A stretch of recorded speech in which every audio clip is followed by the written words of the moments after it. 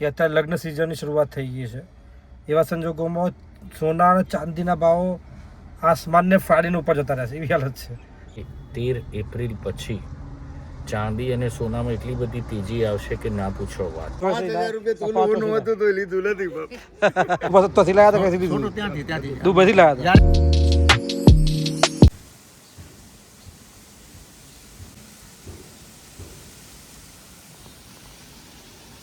Good morning મિત્રો, આપ સૌનું સ્વાગત છે રિપોર્ટર લાઈવ વ્લોગમાં. હું છું હાર્દિક અને આજના દિવસે કેવું છે કે વાગે છે 11.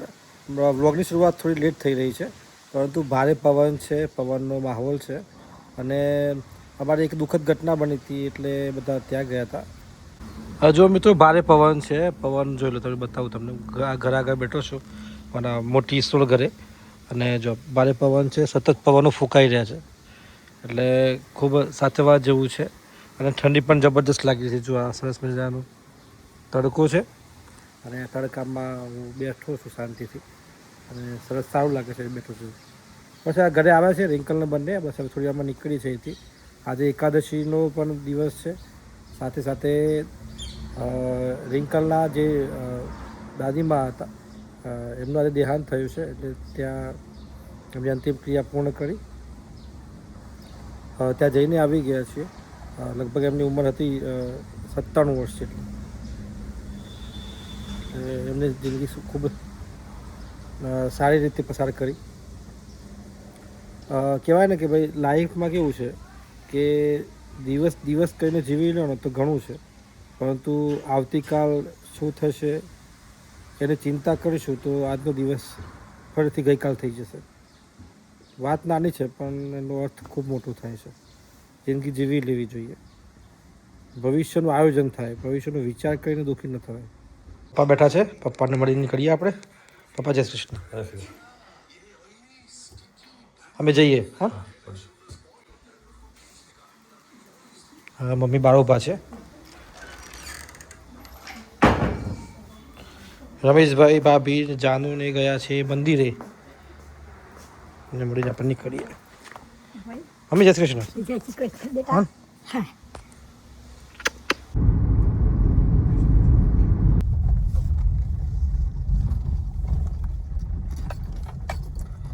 રિંકલને ઉતારી દીધી ઘરે મોડાસા. બસ આપણે ઓફિસ જઈ આવીએ. ઓફિસે સમીરભાઈ આવ્યા છે તો ત્યાં જઈએ અને જોઈએ શું છે આગળ. પહેલાં શું છે, આ જે મેઘરજ રોડની આ જે ગટર લાઈન છે ને, જે મેઘરજ તરફ મોડાસાથી એ કરવામાં આવીને હવે રોડ જે છે હાઈવે એના વચ્ચે પાઇપ નાખવામાં આવી છે આ જગ્યાએ. એટલે આ એક જ રસ્તો છે જવા માટે ને આવવા માટે. જામ છો બેગાની શાદી મેં અબ્દુલ્લા દીવાના. શાદીની જોરદાર સિઝન ચાલુ છે અને સમીરભાઈ પણ ડાન્સ કરી આવ્યા. જો આ મિત્રો જુઓ, એક વાત કહેવી છે કે અત્યારે લગ્ન સિઝનની શરૂઆત થઈ ગઈ છે. એવા સંજોગોમાં સોના અને ચાંદીના ભાવો આસમાનને ફાડીને ઉપર જતા રહેશે એવી હાલત છે. 4 લાખની કિલો ચાંદી અને 1 તોલાના સોનાના થઈ ગયા છે 1,73,000 રૂપિયા. એટલે કે જે મધ્યમ વર્ગીય વ્યક્તિ છે એના માટે તો પહોંચની બહાર જ થઈ ગયા છે. કવરેજ સ્તર બહાર આપણી પાસે વાત કરીએ તો. એટલે એવા સંજોગોમાં લોકો માટે ખૂબ તકલીફ છે. જો આપણી જોડે સમીરભાઈ છે, સમીરભાઈને આપણે પૂછીએ કે સમીરભાઈ કા ગોલ્ડના જે ભાવ વધી રહ્યા છે, ચાંદીના ભાવ વધી રહ્યા છે, ક્યાં જઈને ટકશે? તમારે કેવું જાય, શું મંતવ્ય છે તમારું? હાર્દિકભાઈ, જે એક્સપર્ટ છે એક્સપર્ટનું કહેવું છે કે 13 એપ્રિલ પછી ચાંદી અને સોનામાં એટલી બધી તેજી આવશે કે ના પૂછો વાત. ચાંદી 7 લાખની પાર જઈ શકે છે. એમની ઓલરેડી આટલી બધી તેજી છે તો હજી તેજી આવશે. હા, જે રોબોટ કિયોસ્કી છે, પછી જ્યોતિષો છે, બીજા એક્સપર્ટ છે, આ બધાનું એવું કહેવું છે કે ચાંદી 7 લાખ અને સોનું 6 લાખની આસપાસ પહોંચી શકે છે. આ માત્ર એક અંદાજો છે. ક્યાં જશે એ તમને ખબર નથી ને મને ખબર નથી, પણ જે રીતે વધવાનું કારણ શું હોય છે? યુએસ અને ચાઇના વચ્ચે જે ટ્રેડ વોરની જે ડીલ ચાલે છે એને લઈને આ સતત ઉછાળો આવી રહ્યો છે. આ એક અત્યારે જે ઉછાળો જોઈને તો એવું લાગે છે કે હાલના તબક્કે ચાંદી અને સોનું ખરીદવું હિતાવહ નથી. અહીંયાથી જો ભાવ ડાઉન આવે અને ડાઉન આવ્યા પછી તમે વિચારો તો તો સોનું કે ચાંદી લઈ શકાય. લગ્નમાં અત્યારે જરૂર છે અને મામેરું ભરવાનું છે, કોઈકને આપવાનું છે, તેવા સંજોગોમાં એમને શું કરવું જોઈએ? જો હાર્દિકભાઈ ઘેર પ્રસંગ હોય તો ના છૂટકે ખરીદવું તો પડે જ છે, પરંતુ હાલ જો જરૂરિયાત ના હોય તો હજુ 1 મહિનો રાહ જોવા જેવી છે. અને હવે તો કેવું થઈ ગયું છે કે એક લિમિટેશન આવી ગયા કોઈ બી વ્યક્તિની, કે આખું જીવનભરનું જે કહેવાય કે મહેનત કરે પ્રસંગો માટે, લગ્ન હોય, મામેરા હોય. એટલે આજે હું બોલું છું ને એ દરેકની વાત છે, બધા બોલતા નથી હોતા, પણ આ સત્ય છે. સમીરભાઈ સરસ માહિતી આપી કે ગ્લોબલ જે હાલ ટ્રેડ વોર ચાલી રહી છે ને એનો રીઝન એ છે કે ભાવ વધી રહ્યા છે. એની ડિમાન્ડ અહીં નહીં, એની ડિમાન્ડ ચાઇના અને બીજી જગ્યાએ વધારે વધી રહી છે. જે લિક્વિડ મની છે એની જગ્યાએ લોકો ગોલ્ડ ચાંદી ખરીદી રહ્યા છે, મની રોકડની જગ્યાએ.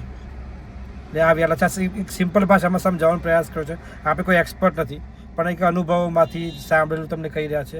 જેમ કે જે જોયો છે એ બધા અમારા આજુબાજુના છે, તો એમને પણ એક માહિતી મળી. આગામી સમયમાં જે રવિવારે બજેટ જાહેર થનાર છે એની અસર પણ સોના ચાંદી પર પડી શકે છે, કારણ કે સોના ચાંદી લઈને બજેટમાં શું જાહેરાતો થાય છે, એના ભાવ નિયંત્રણ થાય છે કે કઈ રીતે થાય છે, આ તમામ વસ્તુ પર હાલ નજર રાખજો અને પછી જ સોનું કે ચાંદી ખરીદવાનું વિચારજો. ઓકે, તો બસ હવે લગભગ આ 1 ફેબ્રુઆરી જાહેર થતું હોય છે બજેટ દર વર્ષે, એટલે ખબર પડી જશે. ઓકે, જો મિત્રો અત્યારે લગ્ન સિઝન છે, સોના ચાંદી સાથે જો ગાડીઓ પણ લોકો વડોદરામાં લાવતા હોય છે, તો કઈ ગાડીઓ પડી છે મસ્ત મસ્ત, જો પ્રીમિયમ ગાડીઓ બધી,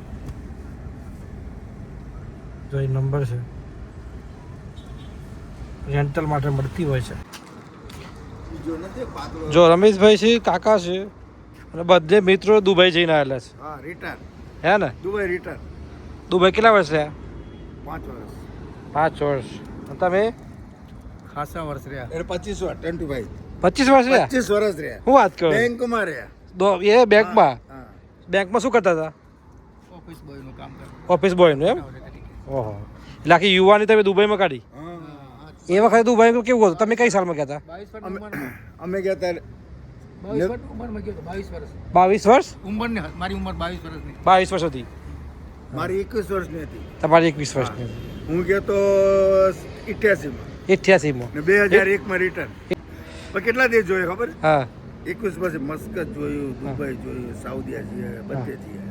એ વખત કેવું હતું તમે દુબઈ જઈને? અત્યારે તો દુબઈ બદલાઈ ગયું આખું.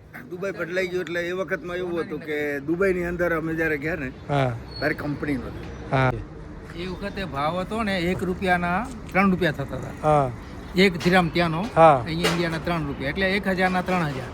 અત્યારે કેટલો ભાવ ચાલે છે? 1000ના 25000. હા ખરા. ત્યાં 1000 મળતો ને પગાર, તો અહીંયાના 25 બને. અમે ગયા એ વખતે 3000. ઓહો, કેટલો ફરક છે? અમે ગયા હતા 1 તોલાના 5000 રૂપિયા તોલું હતું ઇન્ડિયામાં. હા ઇન્ડિયામાં ત્યાં ચોખ્ખું મળતું. તો ત્યાં ચોખ્ખું મળતું, પણ તદે 5000 માં હું નથી લીધું. ઓહો, આજે પૂણા 2 લાખ રૂપિયા. તો એ હા એ અમે એ જ સમીરભાઈ બધા એ જ વાત કરતા હતા સોનાની. કે જો દુબઈમાં રહીને આવ્યા છે 25 વર્ષ 5000 રૂપિયા તોલું હતું તો લીધું નથી બાપ. ના થાય એ વાત ખબર ના આવે ને કે સોનું આટલે પહોંચશે એમ. હા, એટલે interest જ નહોતો, આપણે ખ્યાલ ય નહીં. સરસ સરસ. તમને બંનેનો વ્લોગમાં લીધા છે આજે. દુબઈમાં તમે જે અનુભવ લઈને આવ્યા મને થોડું બતાવીએ એમ, હે ને?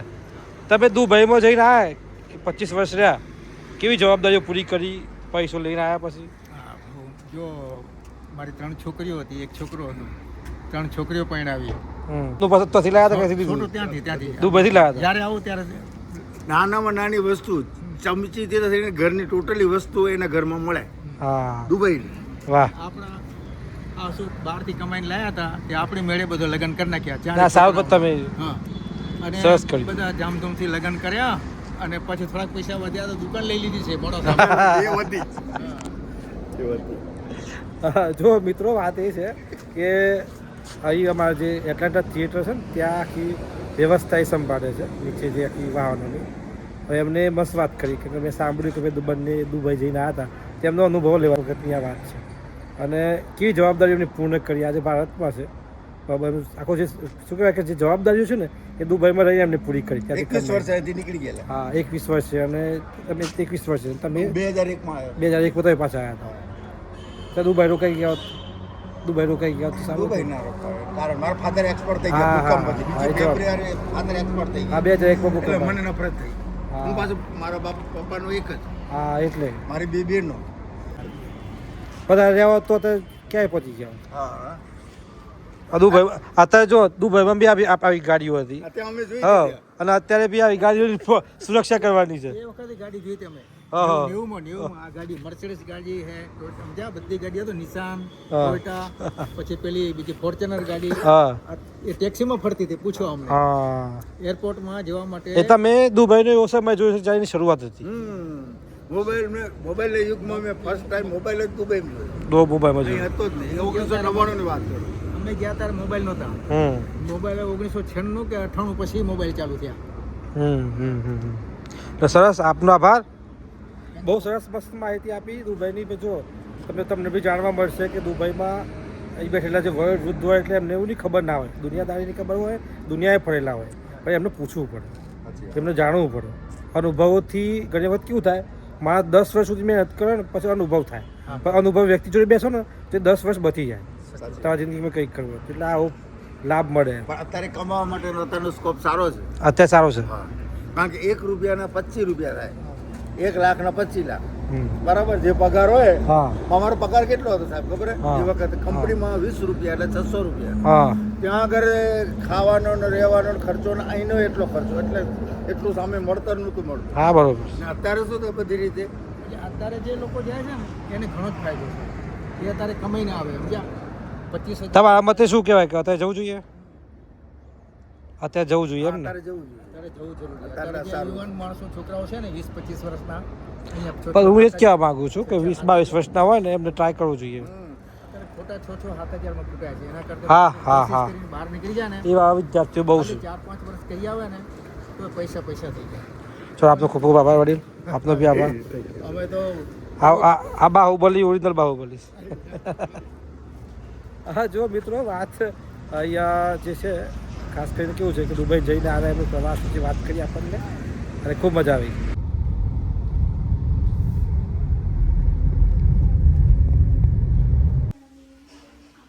સાનુ હા કેવું કે પેપર બેટા? બહુ મસ્ત જીવ. કાલે ગુજરાતીનું પેપર છે એટલે હું ગુજરાતીમાં નિબંધ તૈયાર કરું છું. વેરી ગુડ બેટા. બીજું બધું થોડુંક બાકી છે મારે. સારું. હવે સીઈટીની એક્ઝામ 31 તારીખે. તૈયારી છે, હો. ઓકે. પ્રે ટ્યુશનમાં છે, આપણે પ્રેને લઈ આવીએ અને રિંકલ આજે બ્લોગમાં નથી આવી, રીઝન તમને ખબર જ છે. આપણે સાથે પ્રેને ટ્યુશન લઈ 7 વાગી ગયા છે, ટાઈમ થઈ ગયો છે, આપણે એમને પાછા લઈ આવીએ. હું ટ્યુશનમાં જઈ રહી છું. લાઈક કરજો, શેર કરજો, સબસ્ક્રાઈબ કરજો. રામ રામ.